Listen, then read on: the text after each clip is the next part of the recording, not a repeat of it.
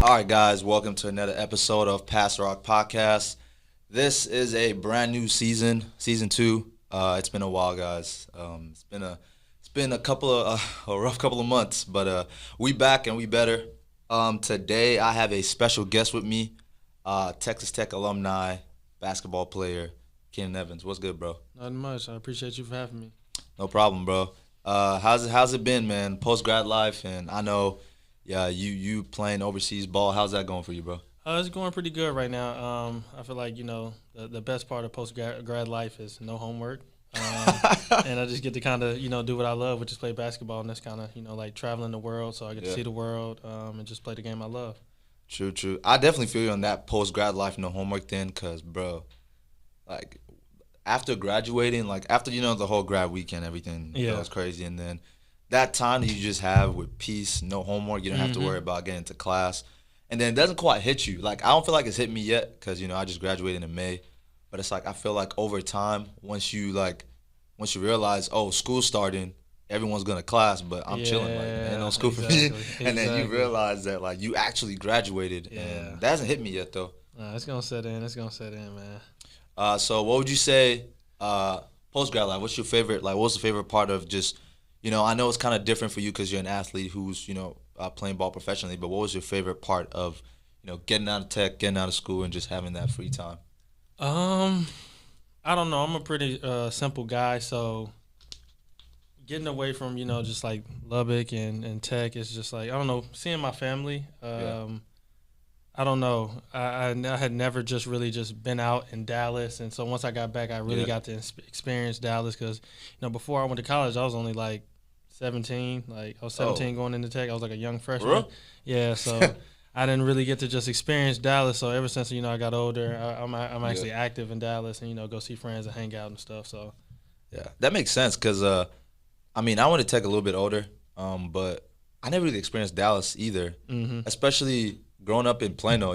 Like a lot of your friends coming out of high school are from Plano, maybe a couple who live like close to Dallas, but I think the first time I actually went out to like downtown Dallas was like maybe sophomore year of high school, probably of around college. the same time me. Yeah, and it's like it's different, bro, because you realize that Lubbock spoils you. Yeah, like yeah. Lubbock spoils. Like if you're in Lubbock, number one, I think gas is pretty general, but like first of all, Lubbock is 15 minutes. It's a 15-minute drive. Yeah. So it's like, bro, you're good. Like walk you anywhere. you could wake up. You could have work at 8 a.m. and wake up at 7:30, and you can still make it on time.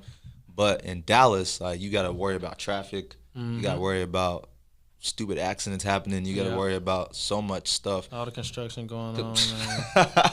And like I think another thing is like nightlife. Like when you go out, you're getting drinks and all that stuff. You go to Lubbock, they have so many specials. You have $5 drinks. $3 drinks. You come to Dallas, he's like, yeah, let me get a shot for me and him. Man, and it's $25, $30. I'm like, bro, come on, love it. Dos Equis, $1. No, literally, bro, it's like $25, and you're like, bro, what?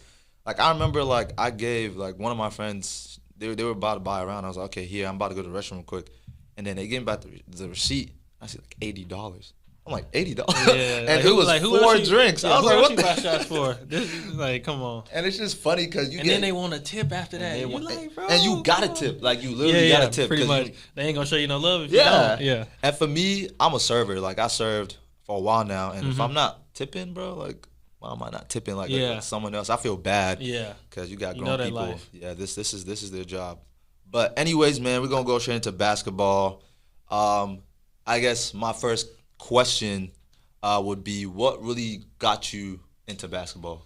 I come from a family of people that play sports. My mom went to college for basketball. My dad went to college for track, but he played basketball in high school, and I think that was his first love. So just putting the ball in my hands. My mom had me when she was like 18, so I was a freshman with her when she was going to college for basketball. So I'm at basketball practice, chilling, classes, chilling. So I've just been around basketball, and since I was young, and it's just kind of, the ball's always been in my hand. I just fell in love with it. Yeah. So at what point in time, you playing basketball, you doing your thing. What point in time do you realize, oh, I'm actually good at this? Like, this is something I can do. Man, I would say around the 9th grade is when I actually started to get serious. It was, at first, as a kid, especially me. I was kind of playing in those primetime PSA kind Oh, of. PSA 1 and 2s. Yeah, and I'm kind of killing them, and I'm just Yeah. like, all right, and we thinking that's like the highest level. I'm like, come on, man. So we finally figure out the AAU circuit, and I get on them teams, and I'm still getting active out there. So I'm just like, yeah. And then it's like I think after that freshman year, like after freshman year of high school, going into that summer, I was like, I got my first college letter. I was like, oh, okay, like. Where you get it from? Oh man, I have no idea who the first one was from. Who was? I have no idea, man. But it was fun seeing them college letters come in. Man, it was just like I was waiting for the mail every day. Yeah. Like I'm excited for the mail. My parents not looking forward for the mail because Bill's coming, and I'm waiting you for ready college. looking at college letters? Yeah. So I know you went to Berkner High School, Richardson, right? Yep. So how was it? How was it playing over there? What kind of schools y'all got to play? Oh man, in our district we had like Lake Highlands, Richardson, J.J. Pierce, W.T. White. Who else did we have? Like we'd only play like Plano schools in the playoff, McKinney schools playoffs. But other than that, it was a solid conference. We had Dallas Skyline in our. They were good, right? Yeah, they were good. Right? They always gave us a run for our money. But it was cool. We were a basketball school, and I think we still are. I'm not really sure, but it was cool because we had a couple guys on that squad that went to some like the UT, the San Diego State, and we had some really good talent. So we had like Ball is Life at games and stuff. So it was pretty fun, yeah. And I think my junior year we went to state, and so it was fun. We were always making runs in the playoffs. Man, that's actually good because honestly, I went to Plano Senior, bro. So out of Plano West, I don't know if you know how Plano works, but out of Plano West, Plano East, and Plano Senior, again, in basketball, Plano Senior was at the bottom. So it was like, is that the maroon? Maroon and white. Yeah, okay. Because Plano West, obviously, you knew what was going on. You had Sosa Jamalbo playing basketball and football over there. You had DJ Hogue. You had Mickey Mitchell. You had Tyler Davis. Like these were like guys that were known for. They were calling Mickey Mitchell like the best passer in the country at that point in time. So we had to deal with that. And then Plano East also. I think didn't Zach Smith go over to Plano? Yeah. So we had to deal with like those kind of talents, and then you had us. It's like we had a wide horizon of like, I wouldn't even call them average because like at the end of the day they were good at basketball, but it's just like we weren't good enough. And, it's funny because I played my senior year, 2014, my senior year. Yeah. In the first round, and then we played Plano West in the third round, I think. That's when Plano West won state, right? No. That was the year after? Yeah, 2015. Oh, so you talking about like the 2014 playoffs? I thought you were talking about like the beginning of the season. Yeah, them winning state, bro, was just such a that buzzer beater was crazy. I wasn't surprised because like they were just good. Yeah, because I remember they were so good that year that I had a friend who played on varsity, and I remember he was like, we lost to them by like 5 or was it 10, and he was like. He wasn't necessarily happy, but he was just like, bro, we lost to Plano West by like 5 or 10 points. Like they blowing people out like 20, 25 points, having their way.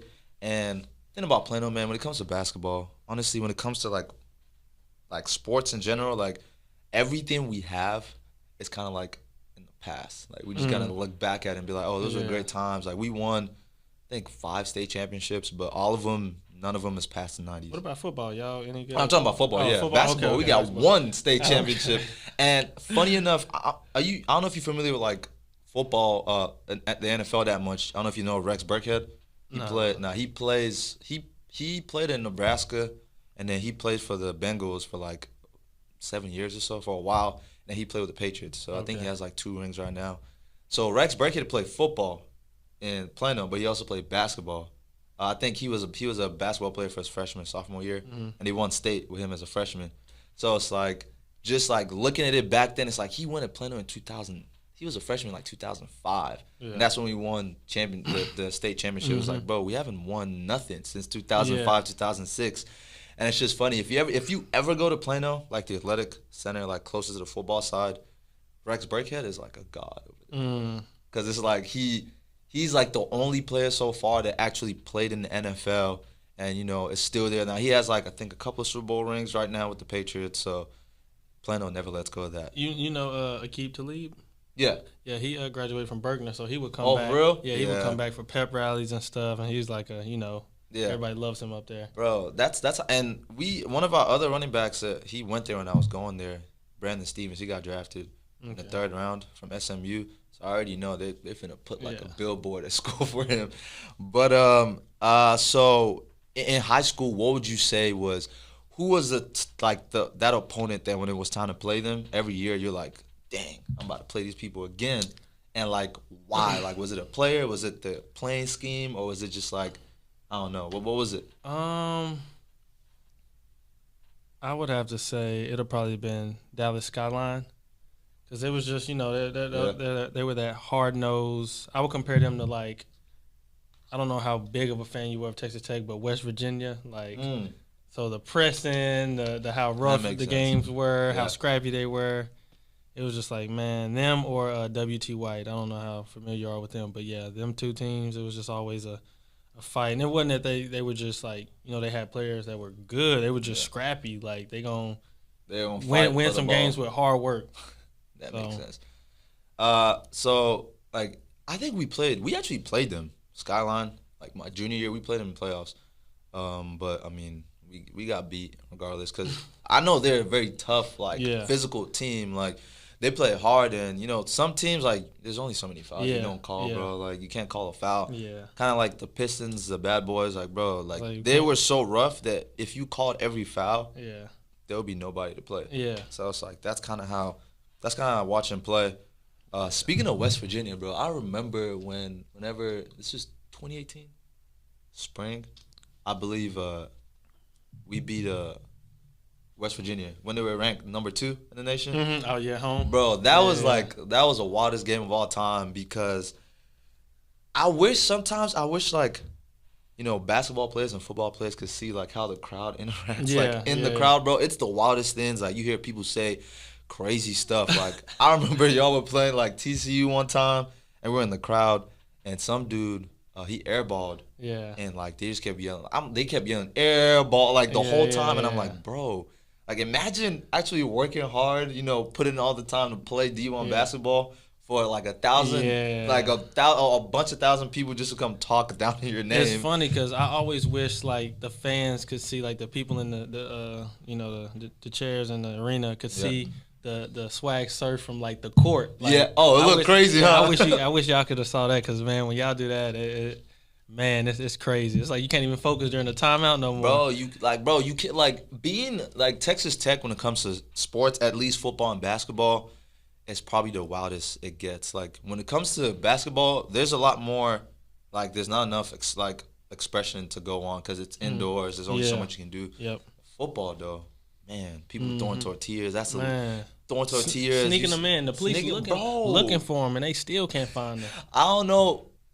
When we played Oklahoma, this was Baker Mayfield was still playing over there, and they were like cussing him out. Like he was warming up, and they were cussing him out. I'm like, bruh, like. People don't realize, like, I think coaches should start telling recruits, like, bro, like, you need to be mentally ready. The thing that's so crazy about, like, when it comes to stuff like that, like them cussing him out, it's like I always look at it like I love the competitiveness from the fans, them wanting to win.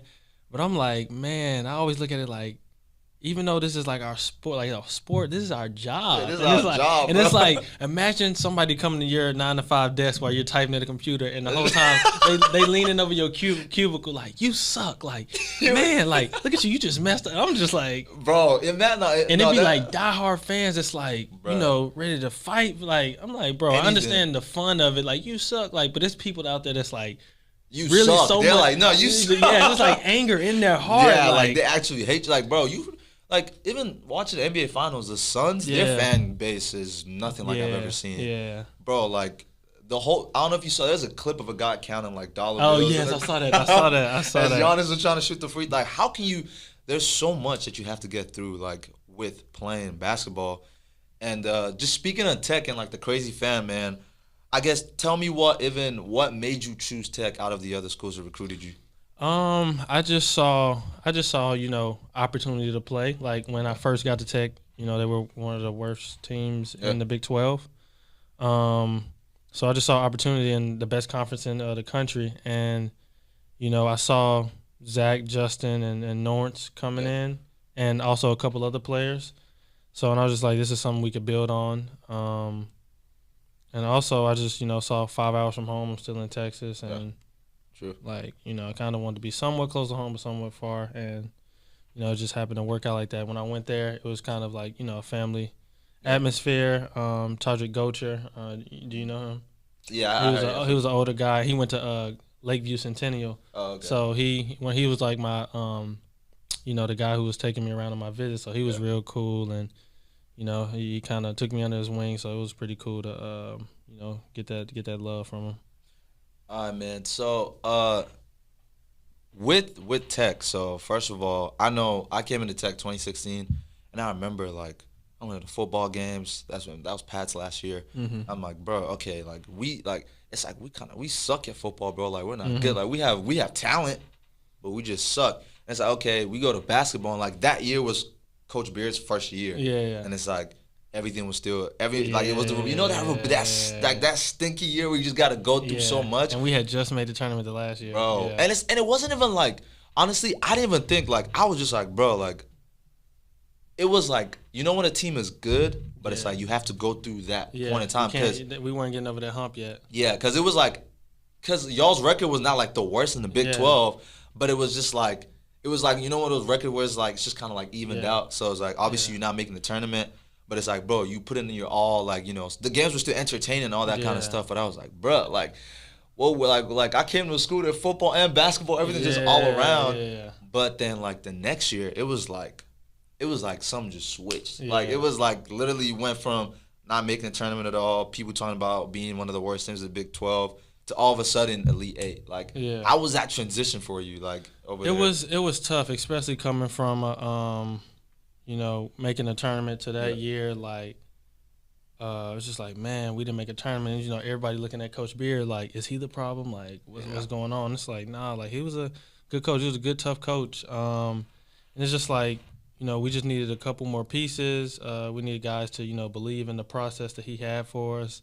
And it was tough because, after that summer, after that season, going in the summer, I'm looking at it hey, this is my last season. Justin, Zach, Lawrence, what's up? This is our last season. Yeah. This got to be it. I was I'm not leaving college without going back to that tournament. Yeah. And, and that was the summer, we got, Jared and Zaire that year too. Yeah. So it was just we going to work. And it's funny because that first practice when everybody was in town, those freshmen kicked our butt as seniors. And we were and Coach Beard was walking around practice I told you they were good. I ain't afraid to start all 4 freshmen. And so that was just a wake up call. Oh no, this ain't going down like this. It's time to wake up because they kicked our butt. So we knew, especially with them, we oh yeah, we got a squad. Nah, bro, I definitely remember watching. I think the first game I went to that year was in the spring, and then bro, we just see it was different. It was something is different about this team from last year.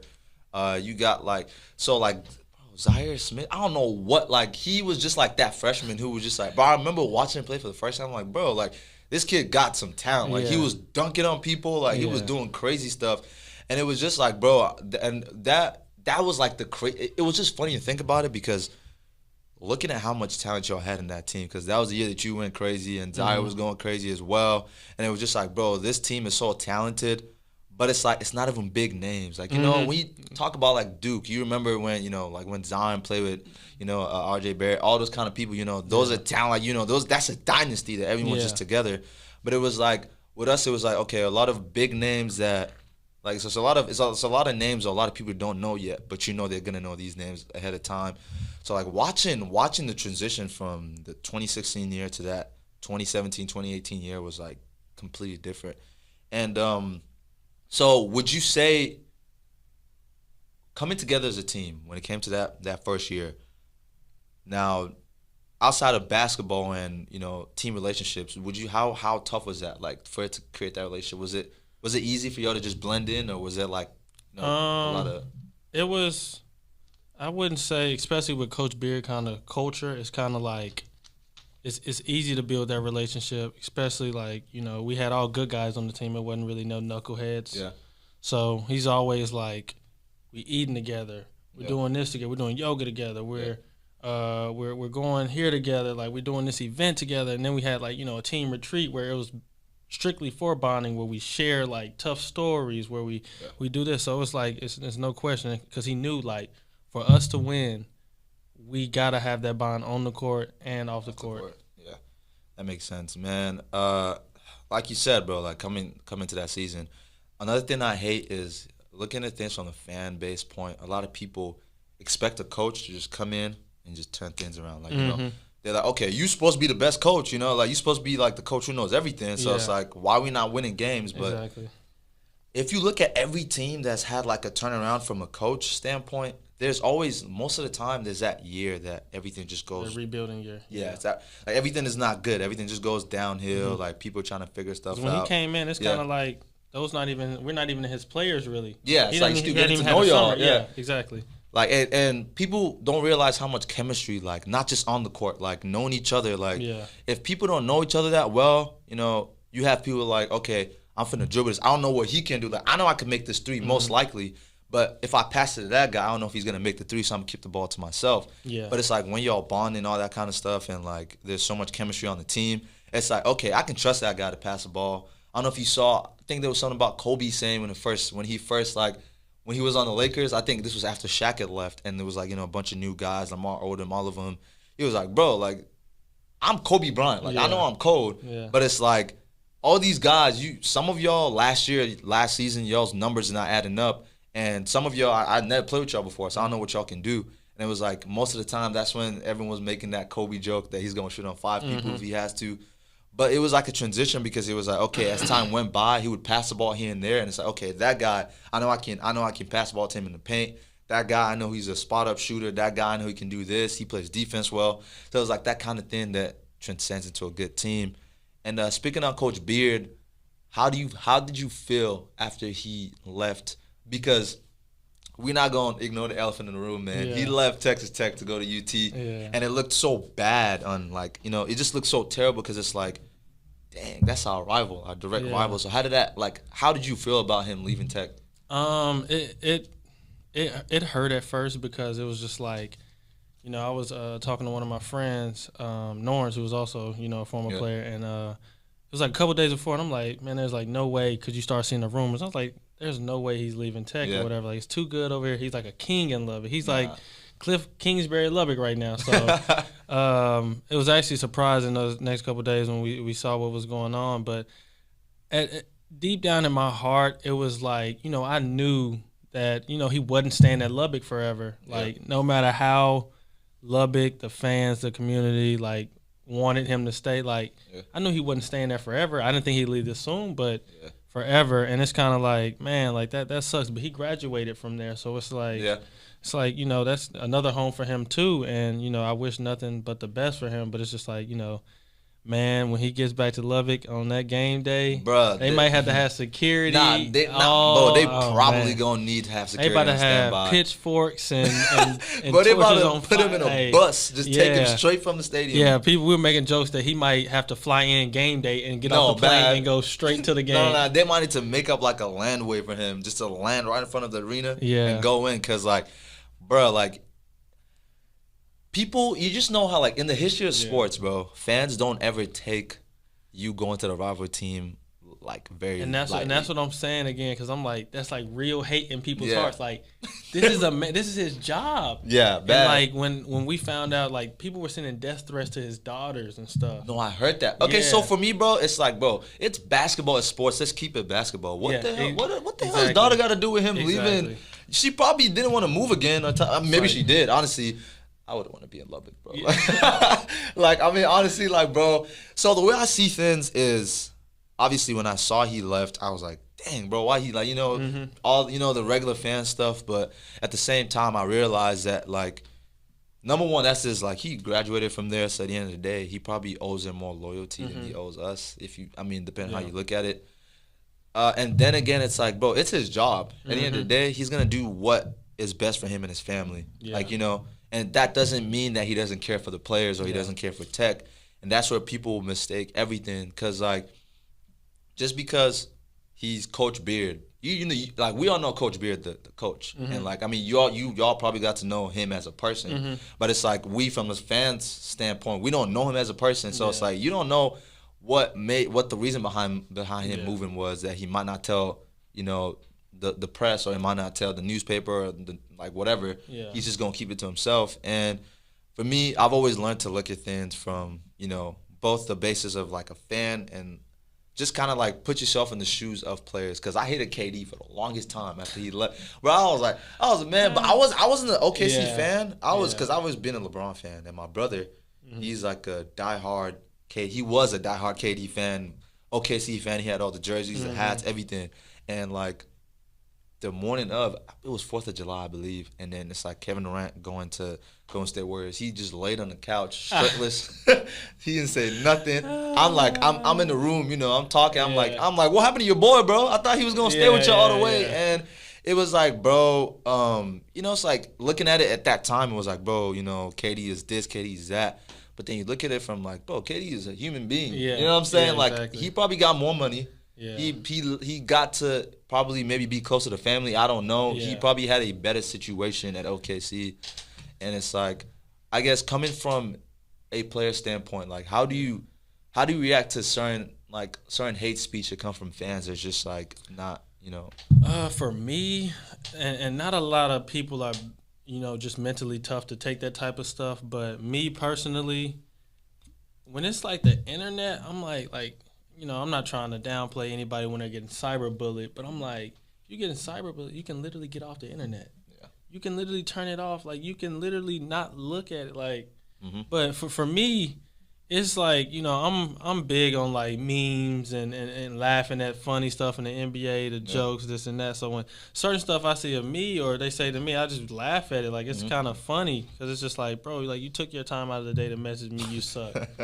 Or like, I hate you, or this, that, or like, this guy's better than you. I'm just like what? I mean, it's just more motivation at the end of the day to do your job right. So for me, it's not like a big thing to deal with. I've never seen like some tweets or anything that like, have made me go curl up in a ball and just, feeling bad for myself. And that's one thing I don't like to do, is feel bad for myself. Yeah. But like, what's crazy is there's probably like college players, NBA players who like that affects, because at the end of the day, we all build different. Like, I am a kind of person where it's like, when it comes to like people talking smack, I'm very nonchalant. Like, you could be talking so much smack in my face, and I'm just looking at you. Like, I could get to that point where I just don't care. But that's me as a person. But there's people that they look at these things, and it's like, bro, now it's like someone who's trying to make it to the league. Yeah. Someone who's so much pressure's on him from, coaching to the fans, and then now you have like diehard fans who are like, you suck, you never make it in life, and it breaks these players, bro. That's how it was. That's how it is for me. Like, I'm really nonchalant. Like, especially in a basketball game. Like, I'm not this guy that's just about to be talking trash, this, that.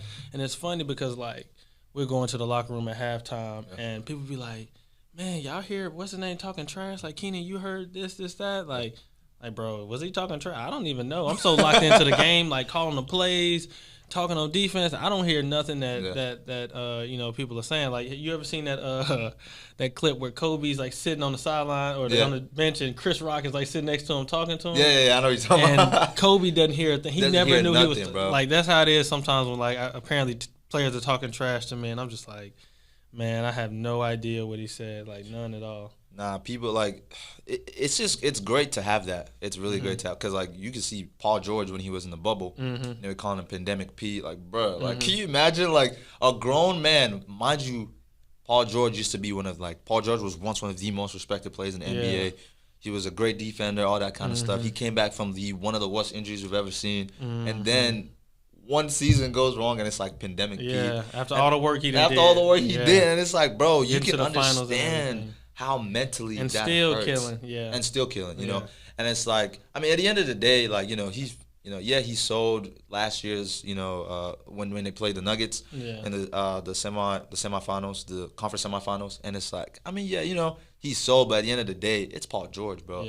Like, I'm gonna make jokes about it, but at the end of the day, it's like, it's Paul. We know what he he's capable of. I think the toughest part about that is like, especially in college, is when you have a bad game. You're gonna expect some tweets that say you did this bad or that bad. It's like, but then you go to a press conference, post game conference, and then they're like, so Paul George, why did you shoot the ball so bad? And you're like, bro. I mean. And it's like, bro, what do you want me to say? Like, did you see that question they asked Devin Booker? Devin Booker's like, so how frustrated are you for Chris Paul? What you want me to say? What you want me to say? I'm sorry that I lost the ball. And it's funny because they both look like. Because even Chris Paul was like, what are you talking about? Like, I want to actually go to like the training, like if they get training or anything, to be like, what do you tell these people? Like, because it's like, what? There was a question a while ago they asked.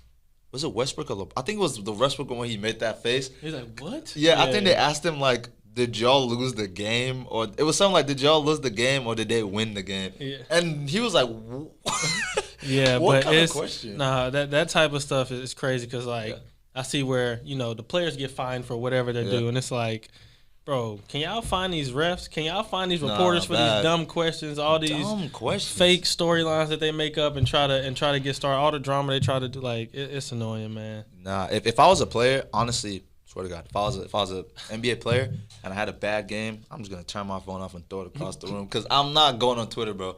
Can you imagine like getting off and just knowing that like? Because think about after a day of practice or a day of a game, all that kind of stuff. You want to go home, relax. You probably want to be on your phone too, fall asleep. Imagine not being able to be on your phone because, one, your friends probably sending you tweets they saying about you. Two, you can't even go on Twitter to scroll on something because they probably saying stuff about you. And then it's like, bro, like, that's just a whole lot of pressure. And I know that, like, I give athletes credit because I couldn't deal with that. I would deal with that. There's certain dudes who would literally type in their name in the search bar and just literally scroll through. That's something you can't do. You torture yourself, bro. You can't do that. Like, you're going to see whatever you're looking for, you're going to find it, and it's going to hurt you. But some people get motivated by stuff like that. But, get it how you can. So talk to me about that playoff run to the Elite Eight that year in 2018. How was that? Man, it was fun. It was, that those first two games, especially, we got to play in Dallas, so that was like home court advantage for us. And the first game is always, kind of shaky because it's like, oh, I'm back, and it's like win or go home. Senior season, like this could be your last college game, and it's like, what were we, a 3 seed? It was 3 seed and going against a 12 seed or something, and it's like. We cannot be that team that loses and it's like you can't be that team. So it's already nerves like that, and for them, it's like we ain't got nothing to lose. Like like, even though the seniors they want to win, but it's like really like we don't have nothing to lose. But for us, especially for me, and like before that first game, before the our first tournament game, the night before, I called everybody in my room and I'm like, hey, like this is my senior year. Don't cheat me out of my senior year. Like, I'm about to leave it all out there. Like, let's not play no games with these dudes. We got a couple seniors in here, so you freshman, you junior. Hey, leave it all on the floor. Don't cheat us. This is our last year. So we came for business after that, but it was fun. Especially like after we made it to Sweet 16, that getting to play, we played Purdue and then we a good team is so crazy when you're watching certain teams on TV and then you actually play them, and it's like, man, like then we beat them, and then like the environment for the Elite Eight, I can only imagine the final. I got to witness the Final Four for Tech when they went, but man, that environment is crazy. Like you're looking around, even though it was like a home game for Villanova. It was still like, man, like this is crazy. Like looking around, it's like, wow, man, this is a whole lot of people. Because now you got people who are fans and people who are not fans. They're just there because it's the Elite Eight trying to watch basketball. And I remember that run because during spring break, I believe that's when y'all beat Florida. Like y'all played Florida that year, right? So I remember I was like, we had gone somewhere for spring break. We out here having fun.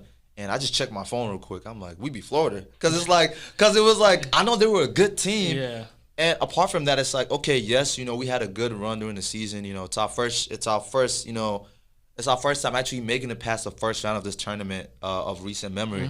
And it's like, okay, I mean, it's okay if we were to lose. It's not like it's okay, but it's like if we were to lose in the second round, it's like, I mean, it's a team that's still getting experience in this tournament. So I mean, that's nothing out of the ordinary. But it's like when we beat Florida, I was like, okay.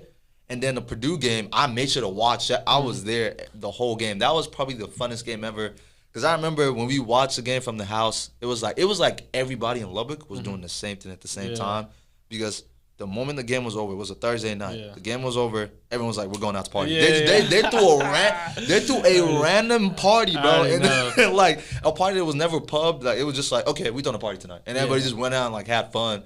And that Villanova run, if y'all had beat Villanova, I personally believe championship was y'all's that year. Because losing to Villanova was like, and it was still like, it wasn't even like a blowout type stuff. It was like, you could tell that y'all were putting up that fight to beat that team. Because Villanova is that team that doesn't have, like, you don't have that one player that you're always like, okay, he's going to be outrageous. They're just like stacked. So you know how like the Spurs are? Yeah. How they just have like a plain strategy that works? That's how Villanova works. It was crazy. That was like one of the first teams. I say the second team was Buddy Hield when he was at Oklahoma his senior year. Besides that team, this team was like a team where I'm actually playing against them, and I'm like, bro, they're amazing. Like the ball movement, the teamwork, the team defense. Like I'm like, they're amazing, bro. They're good. And it's just like I was never like, bro, we should have never lost. Like, you know, this is that we did. I'm like, bro, they're good. We did good. And they had like 4 or 5 draft picks after that season. Yeah. So. Also with so even speaking on stars right now, so when it comes to how was it playing against, you know, players that, you know, we talked about back then and now in the league, and like out of all those players who were able to make it to the league, like who was one of the hardest, like a list of the hardest players for you to guard or play against? Oh man, that's tough. Buddy Hield was a problem, but I didn't really I wasn't on him like, you know, all game, but I got some possessions. But watching him, like, man, I'll never forget when we played them at his place, and he just had like a 30 piece, and it was like he didn't even break a sweat. It was like, bro, like it was insane. I'll never forget that. And who else? I mean, Trae Young's cooking in the in the NBA right now, and you know you saw the talent when he was in college. Yeah. But yeah, he was getting off. Funny thing. Yeah, he was getting off in college. But you know, for us when we played him, we kind of held him like 20 points when he was like dropping 30 and 40 on everybody. So it was like a accomplishment for us. So like I think first time we played him, he probably had like 24. Second time it was like 17, 18. So it was like good for us. But yeah, they were getting off. Javon Carter, he was a problem too in college, and it wasn't just so much offense. It was just like he'll get buckets from, you know, that steal, like pressing. He was so good at defense that it was, you know, it was just a talent. And Devontae Graham, he was a problem in college too for Kansas all 4 years. So playing, getting into college and getting to Tech, playing in Division I, like Big 12. We know Big 12 is one of the biggest basketball like tournaments. Or conferences. So what was your welcome to college? Like, this is D1 basketball moment. Like, what was a point in time that someone just, like, did you dirty that you were just like, dang, like, this is real basketball here? I think it had to be – I don't remember anything, like, in practice happening. But it was, like – I think it was, like, an early game in the season. It's like I think we were playing, like, who was it? Fresno State or something. And it was this guy that was playing defense on me. I'm bringing up the ball, and I turned it over like 3 or 4 times in a row. And I'm like, bro, like, what? Like, it makes you, you know, question your whole game. I'm like, bro, I know I can dribble. Like, and then the next time, you know, you're just shaking. Like, you bring the ball to the court. It's like, bro, I'm about to turn it over again. And then you already know he's about to happen. I'm like, man. And then I just sat for the rest of the game. I feel like that was, like, my welcome, you know, to college moment. Like, but that was still earlier in the season, and it was just like I had to really learn from that experience. So out of all the teammates that you got to play with in college, who would you say was your favorite teammates to play with, and just, you know, to just bond, everything in general, the whole experience? Man, that's tough. My freshman year, it was Clark Lammert. He was a senior when I came in. He kind of took me under his wing. showed me the ropes. He was like a walk-on that got playing time because he just, busted his butt and just worked hard. But other than that, I don't know. I just felt like, our little freshman group, me, Zach, Norris, Justin, it was just like so fun playing with them. You just with them for 4 years, so it's just like we grew together, we lived together for our first 2 years, and then it was just always fun playing with them. And it was just a sad day that when we finally lost it, it's like, man, I might not ever play with them again. So what was playing in college, even from high school through college till now, playing overseas? What would you say is the greatest challenge you've had to face? I would just say every team you get on, it's always new players. Mm-hmm. It'd be a new coach. Yeah. So you got to learn new personalities. You got to learn new styles of how certain people play. Especially being a point guard, you got to know all of that stuff. And it's just like new coaching systems and new environments to live in. So it's just like always something new. Like your mind has to adapt everywhere you go. You can't really get lackadaisical and just get comfortable. Like you're always on a new challenge. And now speaking about playing overseas, I know it's definitely completely different from playing playing in college and playing out here. So how was the transition from you weren't just leaving your city or your state, you were leaving the whole country to go somewhere else to play? How was that for you? It was tough the first time because I knew that it would be different, but my first destination I went to was Bosnia, and I went there and it was like, man, complete shock. Culture-wise, or just culture-wise, especially because I was in like such a little city. Mm-hmm. Like no one was racist there, but it was just like they would look at me because a lot of them hadn't seen a black person before, and it's like I remember one person came up to me and was like, "Wow, like, I've never seen a black person before. That's wild, bro. I've only seen you in the movies." And then this is what they said. Why do white people treat y'all like that? Hey, at least they care. Hey, I just started laughing, and it was just like, man, it's crazy. But then, like, my second year overseas when I went to Israel this past season, amazing, man. I love it there. Love it. I got blessed to, be able to play there, and it's like everybody there speaks English. It's black people, it's Africans, it's Ethiopians, it's all types of race, Moroccan, like everything. And it's a lot of Americans out there too, because a lot of Americans are Jewish, and you don't even know it. And some of them want to move back to their people and learn their culture and learn this and that. And it's funny because one time I went to a hotel to get away for a weekend, and I'm in there at the desk like checking in, and it's like this black dude who works there. I think he was like a janitor or something. He was doing something there cleaning, and he comes up. He's like, "Where you from?" And I was like, "From Texas." He's like, "Oh, okay, I'm from Chicago." You like, what? You from where? What are you doing here? And I can't remember what he said, but he was like, "Yeah, I just moved out. Like, I moved out here, family." And I said, "Bro, you from Chicago? You just out here living, just out here living, working at a hotel." But it's funny though. But it's definitely an experience. Like, I don't know. Have you ever been out of the country? Yeah, I mean, I'm originally from Nigeria. Okay. So I was actually gonna say that concerning the cultural difference, because for me it's like the reverse. Because I was born in Nigeria, and then I grew up there till I was about 13, 14. Okay. I came out here. So it was like I was already used to living a kind of lifestyle for 14 years. And you come out here, and just like they said, I mean, I had seen a couple of white people before, because, white people travel everywhere. Mm-hmm. But it was like, funny enough, there was actually I had a neighbor who was white, and she had like a complete Nigerian accent.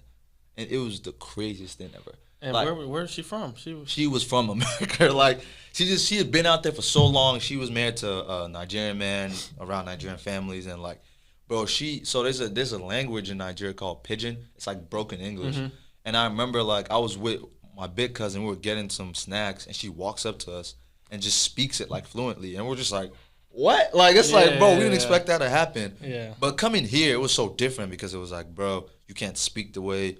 Like, there's certain things you can't say, and not like in Nigeria, like they're just very expressive. Yeah. Certain things that you would say that people wouldn't take offense to back there, but like here you can't do that. Yeah. And it's like, you can talk about like religion very freely in Nigeria, like type stuff, but here it could be like you're, it's like a group for everything, a hate group, like she, them, we, they, like, it's a lot of stuff going on, and it's like, it's hard to not mess up. Yeah. It's hard to and it's just like, especially like, that's why on social media, when it comes to just like tweeting and posting and retweeting, I'm so careful with that stuff. Like, I don't want to. I'm not trying to step on nobody's toes, man. I'm just here to post my picture and go about my day, man. I've always had this mindset, man. Like, I believe what I believe in. You believe what you believe in. But I'm not going to try and tell you that you're wrong. Exactly. But at the same time, don't try to tell me that I'm wrong, because we believe in what we believe in for two different reasons. Yeah. And it's like, I'll never, like, put you down because, oh, no, this is wrong. You shouldn't believe in this. Yeah. But, like, I'm going to respect, like, we can have conversation as why you believe in that. Yeah. And I'm going to respect your reasoning. We could, get into a debate about certain things, but just don't question my belief and like try to like put me down because you think your belief should be accepted. Like, I don't really it's like very that. annoying that we live in a society or a world where it's like it's always a right and wrong, and it's not always. It shouldn't a right be like and wrong. that. Yeah. Like, it's okay, you doing your thing, I'm doing my thing. There's no right and wrong. Like, okay, you believe that. That's good.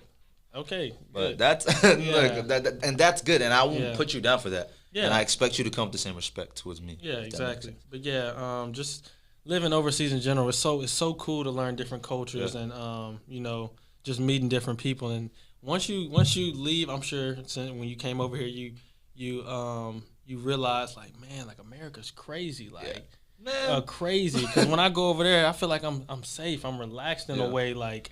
Here it's like, man, is he packing? He got a gun? Like, well, apart from that, it's like, bro, you can see it from school, bro. In Nigeria, it's like everyone wears uniforms in most schools. You refer to everyone as like sir, ma'am, all that kind of stuff. You come here, you see a kid say, "Shut up" to the teacher. Yeah. You're like, what? Yeah. Because in Nigeria, bro, like, you get whoopings in school. Yeah. Like, your parents not the only ones you worried about giving you ass whooping. Like, your teachers will give you a whooping. Like, you don't do good at this. Like, so it's very different. Like, it's very respectful. But here you see people telling their parents shut up. Yeah. You see people telling their teachers shut up. Like flicking the teachers off, cussing at them. And it's like, bro, it's very different. But at the same time, like I said, I don't necessarily judge a culture. Yeah. As long as it's not like just hate, hate crime. Like, when it comes to like racism and all, there's a lot of hate, bro. Yeah. And that needs to stop because, like, what's the point? Like, what's the point of that? Yeah.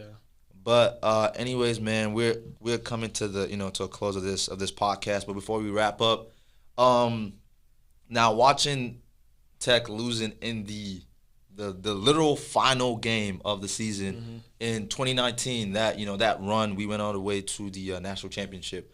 How was that? Like, was it more painful than when you actually played, or was it less painful? It was really crazy. It's actually funny because at the beginning of the season, I was like, I don't think we're gonna do anything, and it's just like, I feel like that run was set up so perfectly. Like, we each round we got the perfect team for our team to beat. And when we first got there, I forgot who we were playing. I think Michigan State first. Yeah. And it was just Final Four, correct? Yeah. And it was just like a great environment. Like, it was packed house. Yeah. It was so cool, and like, I just felt like we got the best fans in the country there, especially. So it was just fun to watch. And that last game, it was just like, it's kind of sad to see because we were up by like 2 or something with like 30 seconds left, and it was like a bad rotation. Yeah, and he had a wide corner three. Yeah, and I was just like, corner. That's the sweet spot. That's the spot everybody want to get a 3 off. That was a sad day because I remember a couple of days before after we beat Michigan State. Lubbock went upside down. They were flipping cars, burning Broadway. Yeah, bro, yeah. I was like, what the hell? I said, it's probably good we didn't win the championship. What? They would have blown up the whole. It would have been no tech. No tech, man. They would have moved it to online before the pandemic even hit. Bro, so that was ridiculous. People were acting like that, man. Yeah, no, it was a crazy time to be a Tech. I'm glad, like, that's a point in time that I can talk about, like. When people talk, when I'm older, I could be telling my kids, like, when I went to Tech, like, this is something I got to experience. Yeah. I feel like everyone needs to experience that. Because, like, for those who got to experience, like, whenever, Vince Youngster went to UT. Oh, man. I had a teacher in high school who went there at the time, and she said, like, that was the craziest time to go to UT. Like, just so many things that you get to see. Another question, man.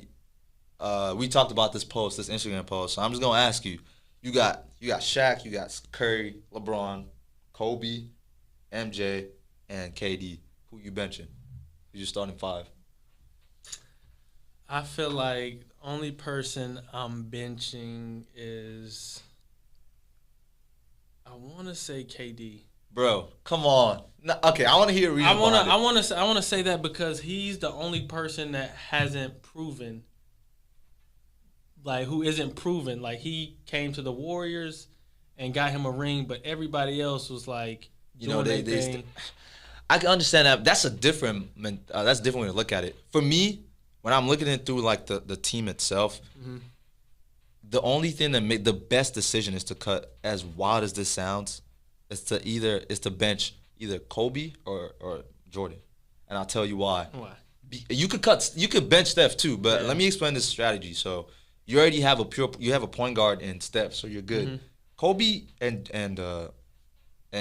Jordan play the same way. Like, they're almost the same. So it's like, in a sense, you're gonna always have that player on the court. If Kobe or Jordan's coming off the bench, you're just gonna replace each other. Yeah. So it's like, there's no point of having both of them on the floor. But who's your, if you ain't got, hold on, who did you say? So it's gonna be Steph. You said Steph, Jordan, Bron. I mean, Steph, Jordan, KD, Bron, and then Shaq. No, but who would you bench? Who would I bench? Yeah. I'll bench Kobe. Okay. I'll bench Kobe, or I'll bench Steph, play small ball on the forward and put Jordan there, and let LeBron play point guard. But I don't know. It sounds good to me having both of them defenders out there on that wing. Kobe and MJ just harassing people. KD, I just can't bench a 7-footer who can do all that. Mm-hmm. But Shaq should be the last person you want to bench because like, you have a pure rim protector right there. No one's getting through him. Brick wall Hall of Fame screens right there. Yeah. All right. So last question, man. So you have your starting five, including you. So it's you now. You're the point guard. Mm-hmm. Who is the other four that's coming with you? Like, dead or alive? College, NBA, high school? LeBron. Like, okay. MJ. We'll go Shaq. And then probably a healthy AD. Healthy AD? That's different. Damn. That's a cool lineup though. You can't beat that. You can't beat that. That's crazy. That's crazy. But all right, man. Appreciate you so much for this interview, man. It was great talking about basketball and all this. Appreciate that. Appreciate y'all so much for watching. We're now on Apple Podcasts and Spotify. The links are gonna be below in the description. Y'all make sure to tune in, and if y'all have any debate topics or anyone you want me to interview, let me know. But with that being said, guys, it's a wrap. Peace out.